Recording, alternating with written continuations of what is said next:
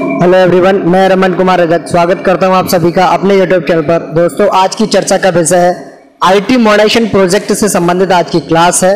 और आज की क्लास में हम लोग एमसीक्यूज को करेंगे, क्वेश्चंस को करने वाले हम लोग।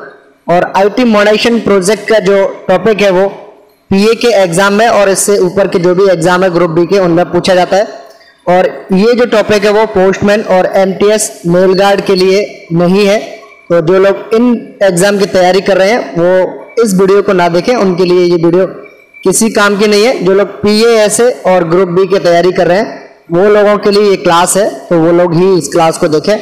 और सबसे पहले जानेंगे आज के पहले प्रश्न के बारे में। पहला प्रश्न है, the IT modernisation project of department of post was approved by the government of India in. Bharat सरकार के द्वारा जो आईटी मॉडर्नाइजेशन प्रोजेक्ट है डिपार्टमेंट ऑफ पोस्ट का, उसे कब अप्रूव किया गया था, ये प्रश्न पूछा गया है। गवर्नमेंट ऑफ इंडिया भारत सरकार के द्वारा आईटी मॉडर्नाइजेशन प्रोजेक्ट को, जो कि डिपार्टमेंट ऑफ पोस्ट का है 2012 वाला, इसको अप्रूव्ड किया था भारत सरकार ने नवंबर 2012 में। यानी कि ऑप्शन नंबर ए हो जाएगा इस प्रश्न के लिए सही आंसर। क्वेश्चन नंबर दो में पूछा गया कि IT modernisation project is a mission mode e governance project with a project outlay of. इस प्रश्न में यह पूछा गया है कि जो आईटी मॉडर्नाइजेशन प्रोजेक्ट है वो एक ई गवर्नेंस प्रोजेक्ट के तहत ये एक मिशन चलाया गया था। और सिंपली आपसे ये पूछा गया है कि इस प्रोजेक्ट का आउटले कितना है, अनुमानित खर्चा कितना है, इसके लिए कितना बजट दिया गया था। तो इस प्रोजेक्ट के लिए जो बजट दिया गया था 2012 में, वो दिया गया था 4,909 करोड़ रुपए। यानी कि ऑप्शन नंबर बी हो जाएगा इस प्रश्न के लिए सही आंसर। क्वेश्चन नंबर तीन में पूछा गया कि IT modernisation project includes providing central server based integrated modular scalable solutions for all the operations of department of post including step number 1 mails, second human resources, third banking, fourth insurance and fifth finance and accounts. Simply आपसे यह पूछा गया कि जो IT modernisation project है वो कौन कौन से सॉल्यूशन प्रोवाइड करवाता है डिपार्टमेंट ऑफ पोस्ट को। और इसके लिए जो स्टेटमेंट्स हैं वो आपको दिए गए हैं, स्टेटमेंट नंबर 1, 2, 3, 4 और 5। आपसे ये प्रश्न पूछा गया है। तो जो आईटी मॉडर्नाइजेशन प्रोजेक्ट है वो मेल्स से संबंधित भी, ह्यूमन रिसोर्सेज से संबंधित, बैंकिंग एंड इंश्योरेंस से संबंधित, फाइनेंस एंड अकाउंट से संबंधित सारे सॉल्यूशंस को डिपार्टमेंट ऑफ पोस्ट के लिए प्रोवाइड करवाता है। इसलिए इस प्रश्न के लिए जो सही आंसर है वो होगा option number D. Question number 4 में पूछा गया कि which among the following is not a part of IT modernisation project of department of post. निम्नलिखित में से कौन सा एक जो पार्ट है वो आईटी मॉडर्नाइजेशन प्रोजेक्ट का हिस्सा नहीं है, ये आपसे प्रश्न पूछा गया है।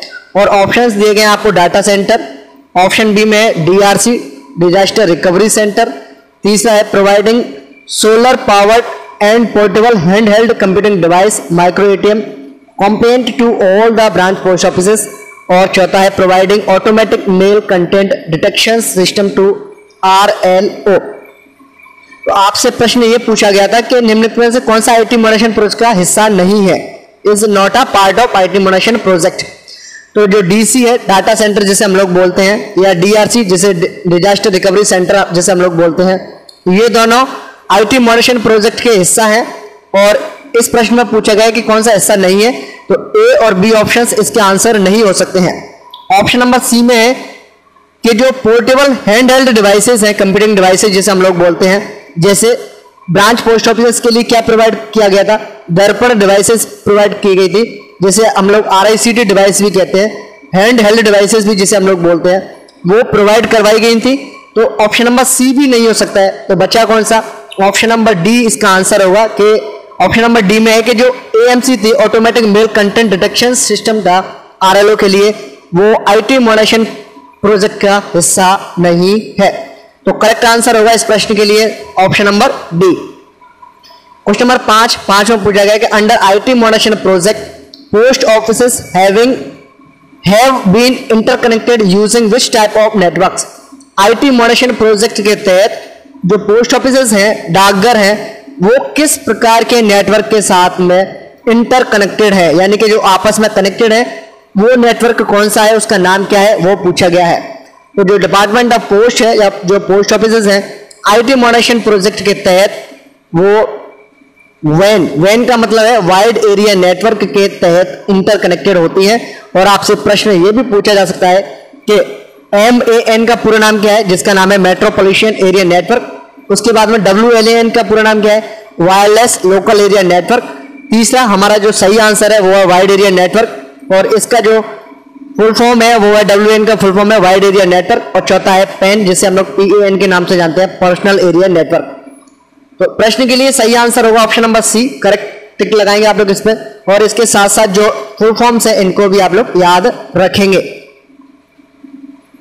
क्वेश्चन नंबर 6 में पूछा गया which among the following is not an objective of the IT modernisation project 2012 of department of post. Simply आपसे क्या प्रश्न पूछा जा रहा है कि जो 2012 का IT मॉनेशन प्रोजेक्ट है डिपार्टमेंट ऑफ पोस्ट का, उसका निम्नलिखित में से कौन सा एक उद्देश्य नहीं है। आपसे यह प्रश्न पूछा जा रहा है कि ये जो ऑप्शंस है, आपको जो 4 ऑप्शंस दिए गए हैं, इनमें से 3 ऑप्शंस ऐसे हैं जो कि डिपार्टमेंट ऑफ पोस्ट का जो IT मॉनेशन प्रोजेक्ट है 2012 वाला, उसके उद्देश्य होंगे, और एक ऑप्शन ऐसा होगा जो कि IT मॉनेशन प्रोजेक्ट का उद्देश्य नहीं होगा। 1 बाय 1 ऑप्शन नंबर A को देखेंगे। सबसे पहले ऑप्शन नंबर A में improvement of the look and feel of all the post offices across the country. कि जो पूरे इंडिया में जो कंट्रीज, पूरे इंडिया में जो डाकघर है, पूरे इंडिया में जो डाकघर है, पूरे कंट्री में जो डाकघर है, पोस्ट ऑफिसेस हैं, उनको लुक एंड फील का जो इंप्रूवमेंट करने का जो काम है वो डिपार्टमेंट ऑफ पोस्ट के तहत जो IT मॉनेशन प्रोजेक्ट 2012 था, क्या उसका यही उद्देश्य है? तो इसका आंसर है नहीं, इसका उद्देश्य ये नहीं था। 2012 का जो IT मॉनेशन प्रोजेक्ट है उसका एक उद्देश्य ये नहीं था कि जो लुक एंड फील में जो इंप्रूवमेंट होना चाहिए सभी डाकघरों में, पूरे इंडिया के जो डाकघर है, वो इसका उद्देश्य नहीं था। तो आपको आंसर आपका मिल गया option number A। Next options को हम लोग ट्राई करते हैं, और ऑप्शन नंबर B में है मॉडर्नाइजेशन एंड कंप्यूटराइजेशन, आधुनिकीकरण और कंप्यूटरीकृत करना है किनको? All non computerise post office, ऐसी डाकघर जो कि नॉन कंप्यूटराइज हैं, जो कि कंप्यूटरीकृत नहीं है, उन सभी ऑफिसेस को, चाहे वो विलेज में ब्रांच पोस्ट ऑफिसेस हो या मेल ऑफिसेस हो या प्रशासनिक या अदर ऑफिसेस को कंप्यूटराइज करने का जो काम है, मॉडर्नाइज करने का जो काम है, वो एक उद्देश्य है IT मॉनेशन प्रोजेक्ट का। आपसे पूछा जाता है कि which among the following is an objective, यहां आपसे पूछा गया नॉट। अगर ये नहीं होता प्रश्न में और बाकी के जो 3 ऑप्शंस थे वो इसके उद्देश्य नहीं होते, तो आप लोग इसका आंसर ये लगाते। क्यों? क्योंकि IT मॉनेशन प्रोजेक्ट 2012 का जो उद्देश्य है वो ये भी है कि सभी ऑफिसेस, चाहे वो BOs हो, मेल ऑफिसेस हो, प्रशासनिक ऑफिसेस हो, उन सभी को आधुनिकीकरण करना है, उनका कंप्यूटरीकरण करना है, सभी को कंप्यूटराइज करने का जो काम है वो IT मॉनेशन प्रोजेक्ट 2012 का एक उद्देश्य है। ऑप्शन नंबर C में creation of a rural information and communication technologies infrastructures, यानी कि जो रूरल में जो ICT है, इंफॉर्मेशन एंड कम्युनिकेशन टेक्नोलॉजी का जो इंफ्रास्ट्रक्चर है, उसको क्रिएट करने का उद्देश्य भी IT मॉनेशन प्रोजेक्ट का है। तो ये भी इसका सही आंसर है। ऑप्शन नंबर D में development of scalable integrated and modular software covering all the operations of department of post, यानी कि ऐसे सॉफ्टवेयर हमें बनाने हैं जो कि एक ही सॉफ्टवेयर से लगभग सारा काम हो जाए, और जो ऑपरेशंस डिपार्टमेंट ऑफ पोस्ट में होते हैं, जो भी कार्य होता है, वो सभी लगभग एक ही या एक से ज्यादा मिनिमम सॉफ्टवेयर्स में काम हो जाए, ये भी एक उद्देश्य था।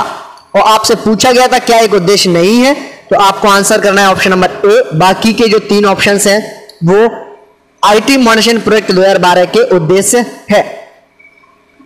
क्वेश्चन नंबर 7 में पूछा गया कि IT modernisation project of department of post has how many segments. जो IT मॉनेशन प्रोजेक्ट है डिपार्टमेंट ऑफ पोस्ट का, उसको कितने सेगमेंट्स में बांटा गया था, उसको कितने स्लोज में बांटा गया था, ये आपसे प्रश्न पूछा गया है। तो IT modernisation project department of post 2012 को 8 सेगमेंट्स में या 8 स्लोज में बांटा गया था। ऑप्शन नंबर C हो जाएगा इस प्रश्न के लिए सही आंसर। क्वेश्चन नंबर 8 में पूछा गया expand DCF in terms of IT modernisation project.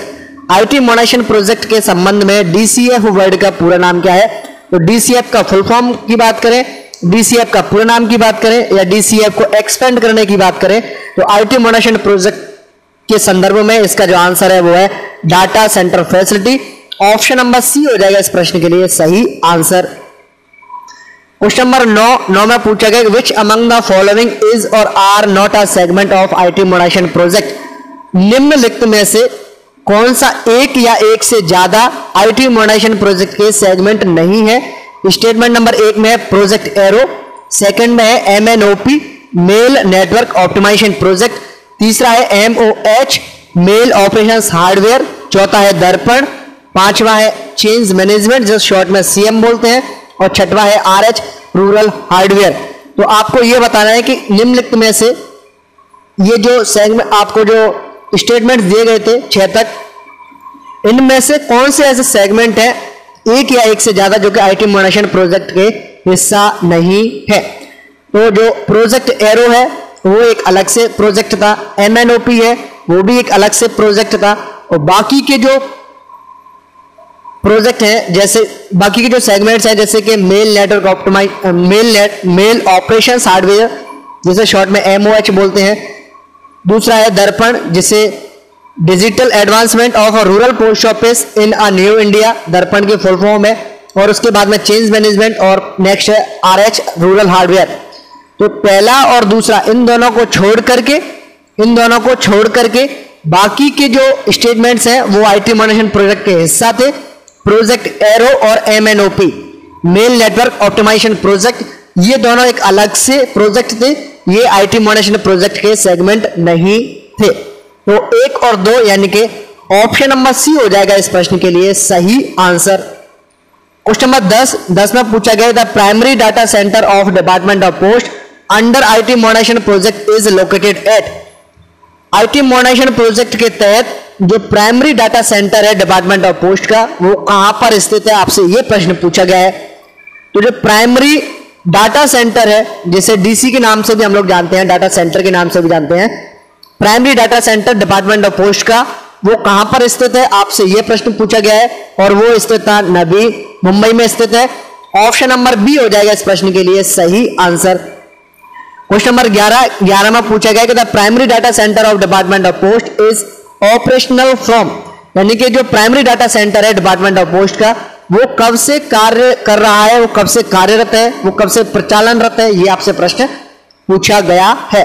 तो 3 अप्रैल 2013 से primary data centre department of post का कार्य कर रहा है, इसलिए इस प्रश्न के लिए सही आंसर होगा वो होगा option number D. Question number 12 में पूछा गया कि द डिजास्टर रिकवरी सेंटर जिसे शॉर्ट में DRC के नाम से भी जानते हैं, disaster recovery centre has been operationalised at Mysore on. इस प्रश्न में ही 2 आंसर है, पहला है DRC की full form disaster recovery centre, दूसरा आंसर DRC कहां पर स्थित है, मैसूर में स्थित है। और प्रश्न आपसे यह पूछा गया कि जो DRC है जो कि मैसूर में काम कर रहा है वो कब से काम कर रहा है, कब से प्रचालनरत है, कब से कार्यरत है, ये आपसे प्रश्न पूछा गया है। तो 15 मई 2015 से DRC disaster recovery centre Mysore में काम कर रहा है। ऑप्शन नंबर सी हो जाएगा इस प्रश्न के लिए सही आंसर।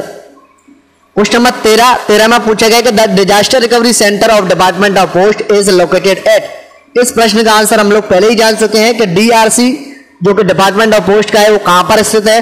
तो disaster recovery centre department of post का कहां पर स्थित है, अभी आप पीछे देख के आए हैं, और आंसर है आपका मैसूर। ऑप्शन नंबर डी हो जाएगा इस प्रश्न के लिए सही आंसर। क्वेश्चन नंबर 14 में है कि इंटरनेट बैंकिंग सर्विसेज जिसे हम लोग ई-बैंकिंग के नाम से भी जानते हैं have been made available for POSB customers from. Post office के जो सेविंग बैंक्स के जो अकाउंट्स है जैसे RDSB और जो अन्य अकाउंट्स हैं उनके लिए ई-बैंकिंग की जो सुविधा है, इंटरनेट बैंकिंग सर्विसेज जैसे हम लोग बोलते हैं, वो कस्टमर्स के लिए कब से उपलब्ध है, ये प्रश्न आपसे पूछा गया है। तो ई-बैंकिंग की सुविधा POSB कस्टमर्स के लिए 14 दिसंबर 2018 से उपलब्ध है, इसलिए इस प्रश्न के लिए जो सही आंसर होगा वो होगा ऑप्शन नंबर ए।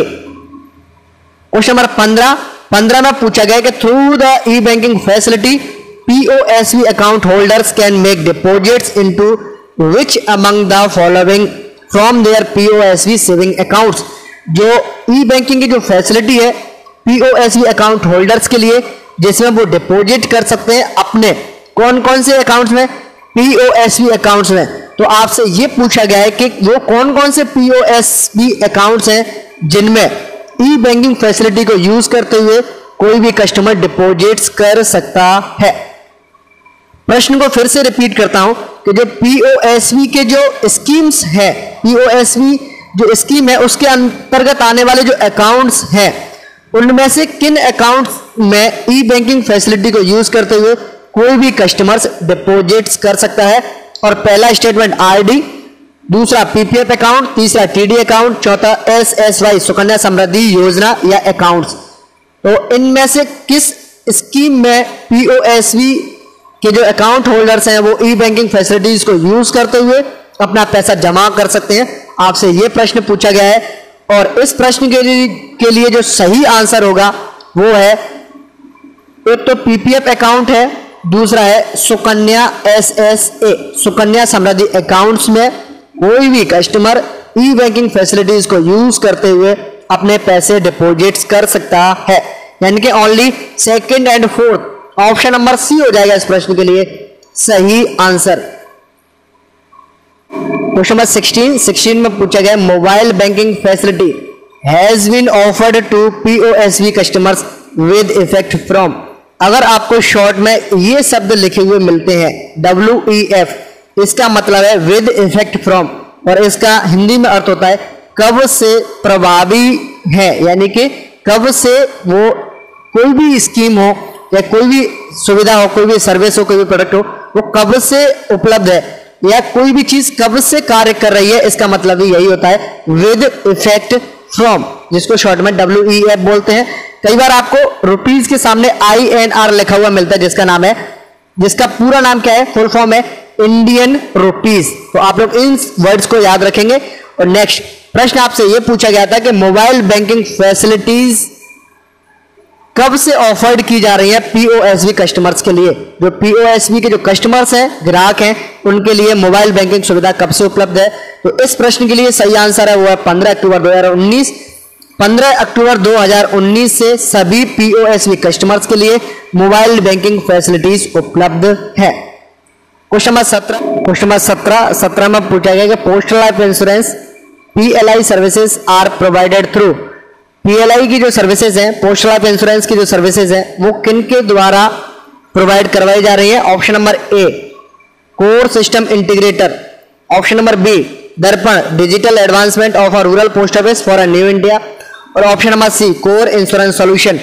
इस प्रश्न के लिए जो सही आंसर है वो ऑप्शन नंबर डी कि जो PLI की सर्विसेज हैं वो CSI, CIS और दर्पण तीनों ही माध्यम से उपलब्ध करवाई जाती हैं, इसलिए इस प्रश्न के लिए सही आंसर होगा वो option number D. Question number 18 में पूछा गया कि through CSI the department of post has digitalised. CSI के माध्यम से डिपार्टमेंट ऑफ पोस्ट ने किसका डिजिटलीकरण किया है, यह प्रश्न आपसे पूछा गया है। और इस प्रश्न के लिए पहला ऑप्शन है postal mails and counter operations, यानी कि जो पोस्टल का जो काम है, मेल का जो काम है, काउंटर ऑपरेशन का जो काम है, क्या उसको डिजिटलीकरण किया है। Option number B finance and accounts को क्या डिजिटलीकरण किया है, और option number C HR human resources management functions को क्या CSI के माध्यम से डिजिटलीकरण किया गया है। तो इस प्रश्न के लिए सही आंसर है वो होगा option number ABC postal mails and counter operations के साथ साथ फाइनेंस एंड अकाउंट्स और ह्यूमन रिसोर्सेज मैनेजमेंट फंक्शंस को CSI के माध्यम से डिजिटलीकरण किया गया है, इसलिए इस प्रश्न के लिए सही आंसर होगा वो होगा option number D. Question number 19 में पूछा गया कि under core system integrator CSI segment department of post has digitalised the finance and accounts human and resources management functions of the department of post on the online using which platform, किस platform को use करते हुए CSI के माध्यम से department of post ने finance and accounts human resources management functions को online किया है। तो ये जो सेगमेंट्स थे CSI का, जिसके माध्यम से finance and accounts human resources management functions को ऑनलाइन किया गया था, डिजिटलाइज डिजिटलाइज किया गया है, डिजिटलीकरण किया गया है, और इसके लिए जो प्लेटफॉर्म यूज किया गया था वो यूज किया गया था SAP, यानी कि ऑप्शन नंबर बी हो जाएगा इस प्रश्न के लिए सही आंसर। क्वेश्चन नंबर 20 में पूछा गया है what does the letter R denotes in a Darpan. Darpan में आर का मतलब क्या है? तो दर्पण की फुल फॉर्म आप लोग जानते हैं, digital advancement of a rural post office in a new India. तो आर का मतलब है रूरल, यानी कि ऑप्शन नंबर सी हो जाएगा इस प्रश्न के लिए सही answer, option number C. Next question number 21 में the department has supplied computers, hardware and peripherals to mail offices and smartphone to postman staff under. Department of post ने कंप्यूटरों को सप्लाई किया है और उसके साथ साथ जो हार्डवेयर्स हैं और उसके जो पेरिफेरल्स है, पेरिफेरल से मतलब है जैसे माउस कीबोर्ड, ये जो सारी चीजें हैं इनको पेरिफेरल्स बोला जाता है। किनके लिए उपलब्ध करवाया है, किसके लिए सप्लाई किया है? मेल ऑफिसेस के लिए, पोस्टमैन को स्मार्टफोन दिए। तो वो किस सेगमेंट के तहत या किस प्रोजेक्ट के तहत वो दिए गए हैं, ये आपसे पूछा गया है। तो जो डिपार्टमेंट ऑफ पोस्ट है उसने सभी ऑफिसेस के लिए, मेल ऑफिसेस के लिए कंप्यूटर, हार्डवेयर, पेरिफेरल्स और पोस्टमैन के लिए स्मार्टफोन उपलब्ध करवाए थे, और वो सेगमेंट था मेल ऑपरेशन हार्डवेयर प्रोजेक्ट के तहत, जैसे हम लोग MOH मेल ऑपरेशन हार्डवेयर भी बोलते हैं। MOH प्रोजेक्ट के तहत सभी पोस्टमैन के लिए स्मार्टफोन्स, मेल ऑफिसेस के लिए कंप्यूटर्स, हार्डवेयर एंड पेरिफेरल्स को उपलब्ध करवाया था। ऑप्शन नंबर डी हो जाएगा इस प्रश्न के लिए सही आंसर। क्वेश्चन नंबर 22 में पूछा गया विच segment of IT project 2012 various trainings workshops to prepare all the employees of the department including GDS to enable them to function effectively were conducted। IT moderation project का कौन सा segment है जो कि सभी एम्प्लॉइज जिसमें GDS भी शामिल है उनको ट्रेनिंग्स भी करवाता है, उनके लिए वर्कशॉप प्रिपेयर करता है, जिससे वो जो एनवायरनमेंट है, IT का जो एनवायरनमेंट है, डिजिटलीकरण का जो एनवायरनमेंट है, उसमें सही तरीके से काम कर सकें। इस संबंध में कौन सा सेगमेंट कार्य करता है? तो इसके लिए जो सेगमेंट है वो है चेंज मैनेजमेंट, यानी कि ऑप्शन नंबर बी हो जाएगा इस प्रश्न के लिए सही आंसर। चेंज मैनेजमेंट के तहत, चेंज मैनेजमेंट जो सेगमेंट IT मॉडरेशन प्रोजेक्ट 2012 का, उसके तहत सभी एम्प्लॉइज के लिए GDS सहित उनके लिए ट्रेनिंग्स, वर्कशॉप तैयार किया जाता है, जिससे वो लोग IT के जो एनवायरनमेंट है, कंप्यूटरीकरण जो किया गया है, डिजिटलाइजेशन जो किया गया है, उसके तहत वो कार्य कर सके। क्वेश्चन नंबर 23 में पूछा गया दर्पण स्टैंड्स फॉर। दर्पण का पूरा नाम क्या है? दर्पण की फुल फॉर्म क्या है? दर्पण की फुल फॉर्म है digital advancement of rural post office for a new India, यानी कि ऑप्शन नंबर सी हो जाएगा इस प्रश्न के लिए सही answer, digital advancement of rural post office for a new India. Option number C हो जाएगा इस प्रश्न के लिए सही आंसर। क्वेश्चन नंबर 24 में पूछा गया the change management segment of IT moderation project has been completed in the year. जो change management segment IT moderation project का वो किस ईयर में कंप्लीट हो गया था?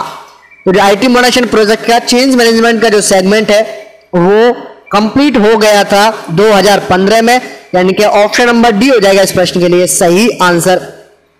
क्वेश्चन नंबर 25 में पूछा गया what is the full name of AEPS। AEPS का पूरा नाम क्या है? तो AEPS का पूरा नाम है आधार इनेबल्ड पेमेंट सिस्टम, यानी कि ऑप्शन नंबर ए हो जाएगा इस प्रश्न के लिए सही आंसर।